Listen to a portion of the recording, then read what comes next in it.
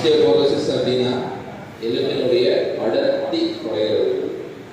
இது வந்து நம்ம இந்தியாவை பொறுத்த வரைக்கும் அபோவ் 50 இருக்கிற ஆட்களுக்கும் பெண்களும் மோர் தென் 20% ஆட்கள் இது வந்து பாதிக்கப்படும். எலும்பு தேய்மானம் அப்படிங்கிறதும் ஆஸ்டியோபோரோசிஸ் ஒன்றும் கிடையாது. ஆஸ்டியோபோரோசிஸ் அப்படின்னா எலும்புடைய அடர்த்தி குறையுது. அதாவது நம்ம ஒரு மனுஷன் பிறக்கும் போது நம்மளுடைய எலும்புகள் வந்து வளர்ந்துக்கிட்டே இருக்கும்.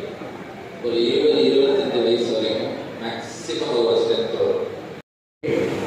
அந்த வகையில் இன்றைக்கு இருக்கிறது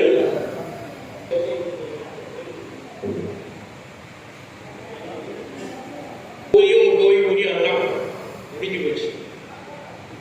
முடிச்சாச்சு.